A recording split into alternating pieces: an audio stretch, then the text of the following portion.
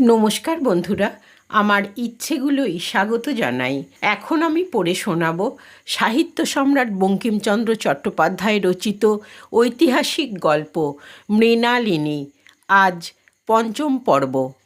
মনোরমার পিছু পিছু হেমচন্দ্র গৃহমধ্যে প্রবেশ করলে মৃণালিনীকে বিদায় দিয়ে গিরিজায়া উপবন গৃহ প্রদক্ষিণ করতে লাগল।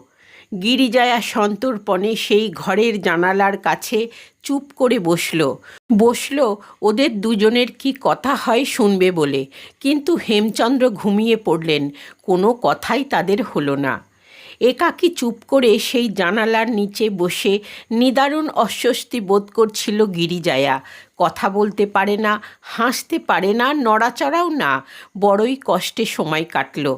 কারও দেখা সাক্ষাৎ পেল না। অনেকক্ষণ পরে গিরিজায়ার মনস্কামনা সিদ্ধ হলো। হেমচন্দ্রের ঘুম ভাঙল। তখন মনোরমা জিজ্ঞাসা করলে, ঘুম ভালো হলো? হ্যাঁ, বেশ ঘুম হলো।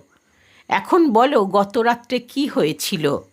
হেমচন্দ্র তখন রাত্রির ঘটনা সবিস্তারে সবই বললেন।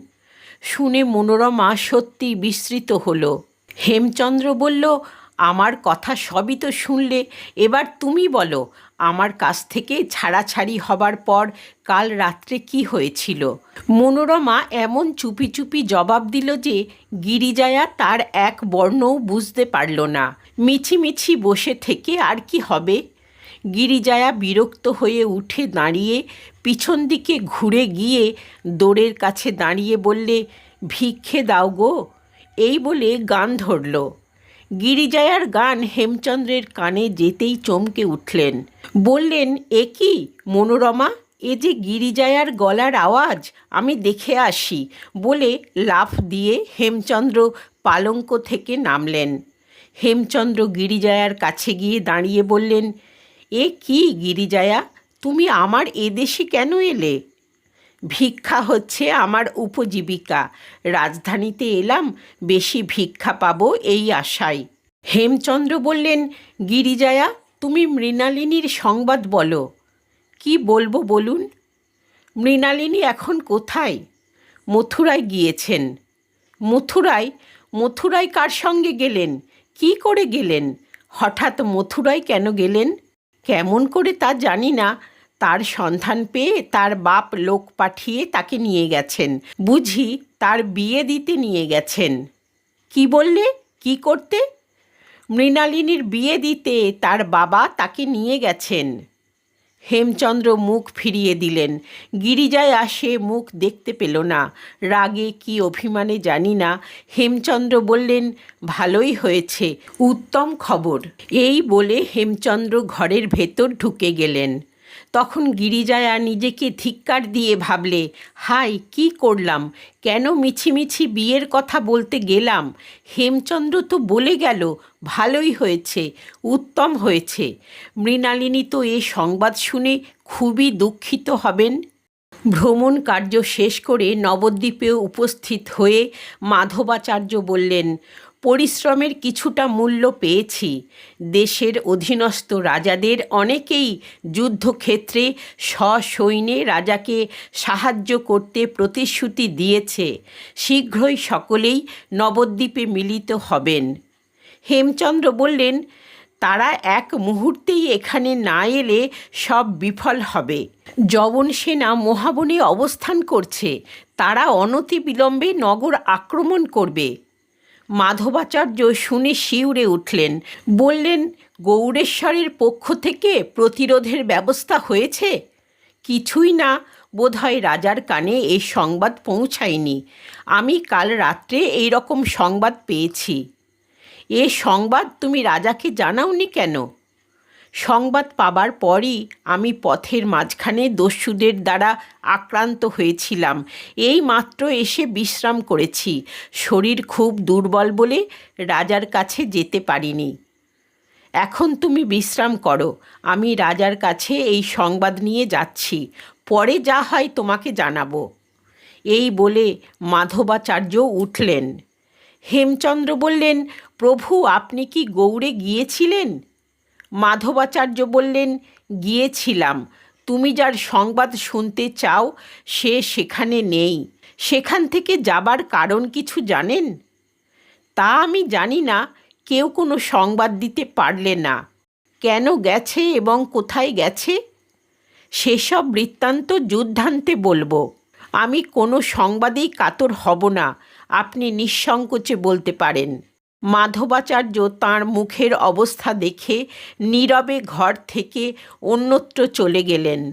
অপরাহ্নে মাধবাচার্য ফিরে এসে জানালেন যে যবন সেনা এসেছে সত্য, কিন্তু রাজ্যে বিদ্রোহের সম্ভাবনা শুনে যবন সেনাপতি সন্ধি করতে আগ্রহ দেখিয়েছেন। এই সংবাদ দিয়ে মাধবাচার্য বললেন, এই হতভাগা রাজা নিশ্চয়ই অন্যের পরামর্শে চালিত হচ্ছেন। সে কথা হেমচন্দ্রের কানে বোধহয় পৌঁছালো না। তাকে অন্যমনস্ক দেখে মাধবাচার্য বিদায় নিলেন। সন্ধ্যার কিছু পূর্বে মনোরমা এসে ঢুকল হেমচন্দ্রের ঘরে। ধীরে ধীরে হেমচন্দ্রের পাশে দাঁড়িয়ে বলল, ভাই, আজ তুমি কেমন আছো? কেমন আছি? তোমার মুখখানা যেন শ্রাবণের আকাশের মতো ভারাক্রান্ত, ভাদ্র মাসে গঙ্গার মতো রাগান্বিত। ওরকম চেয়ে আছো কেন? চোখ দেখে মনে হচ্ছে তুমি খুব কেঁদেছ। হেমচন্দ্র মনোরমার মুখের দিকে চেয়ে অপলক নয়নে তাকিয়ে থেকে চোখ নামিয়ে নিলেন। মনোরমা বললে, হেমচন্দ্র, মনে হচ্ছে তুমি যেন খুব বিহ্বল হয়ে পড়েছ। হেমচন্দ্র বললেন, না, কিছু না। মনোরমা করুণ স্বরে বললেন, আমি যে তোমার বোন, আমাকেও বলবে না দাদা? হেমচন্দ্র এ সহানুভূতিতে বিগলিত হলেন। তিনি যা জানালেন বুদ্ধিমতী মনোরমা ঠিক তা বুঝে নিলেন। মাকে তিনি প্রাণাপেক্ষা ভালোবাসতেন, তাঁরই সম্পর্কে কোনো মন্দ সংবাদ তিনি শুনেছেন। মনোরমা তাকে বুঝিয়ে বললে, ভালোবাসা কোনো কিছুর উপর নির্ভর করে না। প্রণয়ের পাত্র অপাত্র থাকে না। যে ভালো তাকে সবাই ভালোবাসে, যে মন্দ, যে আপন ভেবে ভালোবাসে তাকে আমি বড় ভালোবাসি। হেমচন্দ্র বিস্মিত হয়ে মনোরমার মুখের দিকে তাকিয়ে রইলেন। গিরিজায়া পাটনির গৃহে ফেরবার পূর্ব মুহূর্তেও ভেবেছিল, প্রাণান্তেও হেমচন্দ্রের নব অনুরাগের কথা মৃণালিনীকে বলবে না। মৃণালিনী গিরিজায়াকে দেখামাত্র জিজ্ঞাসা করলে, বল গিরিজায়া, হেমচন্দ্র কেমন আছেন? গিরিজায়া বললে, ভালো আছেন। কেন অমন করে কথা বলছো? মনে হচ্ছে যেন দুঃখিত হয়ে পড়ছো। দুঃখিত আবার হলাম কই? গিরিজায়া, আমাকে প্রতারিত করো না। হেমচন্দ্র কি ভালো হননি? যা যা সত্যি আমাকে স্পষ্ট করে বলো। সন্দেহের চেয়ে সব কথা জানা ভালো। গিরিজায়া হেসে বললে, তুমি কেন অনর্থক ব্যস্ত হচ্ছ? তুমি ভেবো না, তিনি হেঁটে ঘুরে বেড়াচ্ছেন।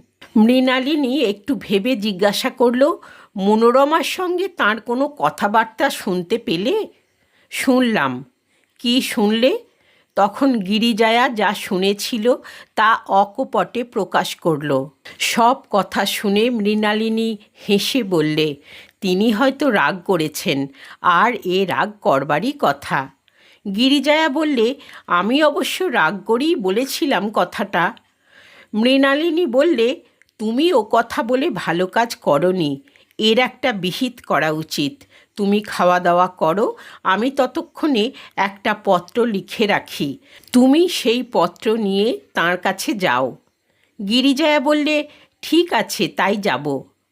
মৃণালিনী সংক্ষেপে পত্র লেখা শেষ করলেন।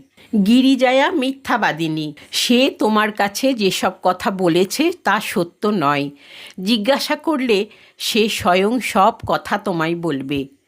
আমি মথুরায় যাইনি। যে রাত্রে তোমার অঙ্গুরি দেখে যমুনা তীর ত্যাগ করেছি, সেই থেকে মথুরার পথ বন্ধ হয়েছে। আমি মথুরায় না গিয়ে তোমাকে দেখতে নবদ্বীপে এসেছি। নবদ্বীপে এসেও যে পর্যন্ত তোমার সঙ্গে সাক্ষাৎ করিনি, তার কারণ পাছে তোমার প্রতিজ্ঞা ভঙ্গ হয়। আমার ইচ্ছা তোমাকে দেখব। পত্র পাবা মাত্র তোমার মতামত গিরিজায়াকে জানাবে। ইতি তোমার মৃণালিনী। গিরিজায়া চিঠি নিয়ে হেমচন্দ্রের বাড়ির দিকে চললেন। সন্ধ্যাকালে মনোরমার সঙ্গে কথাবার্তা শেষ করে হেমচন্দ্র গঙ্গার দিকে যাচ্ছিলেন। পথে গিরিজায়ার সঙ্গে দেখা। গিরিজায়া সসম্ভ্রমে তাঁর হাতে চিঠিটা দিল। হেমচন্দ্র বললেন, তুমি আবার কেন? আপনাকে পত্র দিতে এসেছিলাম।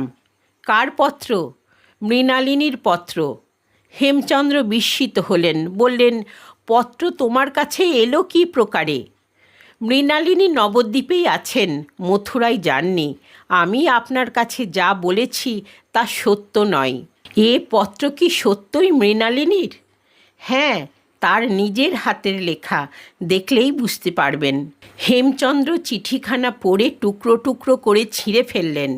বললেন, তুমি যে মিথ্যাবাদিনী তা আমি আগে বুঝতে পেরেছি। তুমি সে দুশ্চরিত্রার পত্র নিয়ে এসেছ। সে বিয়ে করতে যায়নি, ঋষিকেশ তাকে তাড়িয়ে দিয়েছে, তা আমি আগেই শুনেছি। আমি কুলোটার পত্র পড়ব না, তুমি আমার সামনে থেকে দূর হও। গিরিজায়া চমকে উঠল, কোনো উত্তর দিতে পারল না। ভয়ে ও বিস্ময়ে হেমচন্দ্রের দিকে চেয়ে রইল। হেমচন্দ্র পথের পাশ থেকে একটি ছোট ডাল ভেঙে হাতে নিয়ে বললেন, দূর হ, নইলে এই ডাল তোর পিঠে ভাঙব। গিরিজায়ার ধৈর্যের বাঁধ ভেঙে গেল। ধীরে ধীরে বললে, বীর পুরুষ বটে, এই রকম বীরত্ব নিয়ে নদিয়ায় এসেছ? কিছু প্রয়োজন ছিল না। ও বীরত্ব মগধে বসেও দেখাতে পারতে। যবনের জুতো বইতে আর গরিব মানুষের মেয়েদের চাবুক মারতে পারতে। হেমচন্দ্র লজ্জিত হয়ে বেত ফেলে দিলেন, কিন্তু গিরিজায়ার ক্রোধ গেল না। বললে, তুমি মৃণালিনীকে বিয়ে করবে? তুমি মৃণালিনীর যোগ্য তো নওই, আমারও যোগ্য নও। এই বলে গিরিজায়া সদর্পে চলে গেল হেমচন্দ্রের সামনে থেকে। হেমচন্দ্র ভিখারিনীর গর্ব দেখে অবাক হয়ে গেলেন। গিরিজায়া ফিরে এসে হেমচন্দ্রের আচরণাদি মৃণালিনীর কাছে সবিশেষ বললে, মৃণালিনী শুনে কোনো উত্তর দিল না, চুপ করে রইল। যেমন চুপ করে শুয়েছিল তেমনি করেই রইল। কিছুক্ষণ দুজনেই নীরব। মৃণালিনী কিছু বলতে পারল না। প্রথমে মৃণালিনী কথা বললে, গিরিজায়া, আর একবার তোমাকে ওর কাছে যেতে হবে। আর আমি সে পাষণ্ডর কাছে যাব না। পাষণ্ড বলো না, হেমচন্দ্র ভুল বুঝেছেন। এ সংসারে অভ্রান্ত কে? কিন্তু হেমচন্দ্র পাষণ্ড নন। আমি নিজে তাঁর কাছে গিয়ে সব বলবো। তুমি আমার সঙ্গে চলো। তুমি আমার বোনের চেয়েও বেশি স্নেহ করো। তুমি আমার জন্যে অনেক কিছু করেছো। আমাকে অকারণে মনে কষ্ট দেবে না, কখনো আমার কাছে মিথ্যা করে কিছু বলবে না, এ বিশ্বাস আমি করি। কিন্তু তাই বলে আমার হেমচন্দ্র আমাকে বিনা দোষে ত্যাগ করলেন কেন? এ কথা তাঁর মুখে না শুনে বিশ্বাস করতে পারি? যদি তাঁর নিজের মুখে শুনি যে তিনি আমাকে কুলোটা ভেবে আমাকে ত্যাগ করলেন, তাহলে এ প্রাণ বিসর্জন দিতে পারবো। প্রাণ বিসর্জন? সে কি বলছো? মৃণালিনী কোনো উত্তর দিল না। আবেগে তার চোখে অশ্রু দেখা দিল। গিরিজায়াও কাঁদল। হেমচন্দ্র বললে, তুমি আবার এসেছো কেন? গিরিজায়া বললে, আমি ঠাকরুনের দাসী, প্রয়োজন হলে তার বেত্রাঘাত সহ্য করতে পারি। কথা শুনে হেমচন্দ্র অপ্রতিভ হলেন। বললেন, তোমার কোনো ভয় নেই, স্ত্রীলোককে আমি মারি না। তুমি নির্ভয়ে বলো কেন এসেছ। মৃণালিনী নবদ্বীপে এসেছেন কেন? আমি পত্র না পড়ে ভালো করিনি। তিনি আপনাকে দেখতেই নবদ্বীপে এসেছেন। হেমচন্দ্রের শরীর কণ্টকিত হল। এই মৃণালিনীকে তিনি কুলোটা বলে অপমান করেছেন। তিনি বললেন, মৃণালিনী এখন কোথায়? তিনি আপনার কাছে এ জন্মের মতো বিদায় নিতে এসেছেন। ওই সরোবরের তীরে তিনি দাঁড়িয়ে আছেন, আপনি আসুন। এই বলে গিরিজায়া চলে গেল। হেমচন্দ্র তার পেছনে পেছনে চললেন। মৃণালিনী সরোবরের তীরে সিঁড়ির উপরে চিন্তামগ্ন হয়ে বসেছিলেন। হেমচন্দ্র সেখানে উপস্থিত হল। গিরিজায়া বললে, ঠাকরুন ওঠো, রাজপুত্র এসেছেন। মৃণালিনী উঠে দাঁড়ালো। দুজনে দুজনের মুখের দিকে তাকালেন। মৃণালিনীর দৃষ্টি অশ্রু জলে ঢেকে গেল। তিনি রাজপুত্র হেমচন্দ্রের চরণতলে পড়লেন।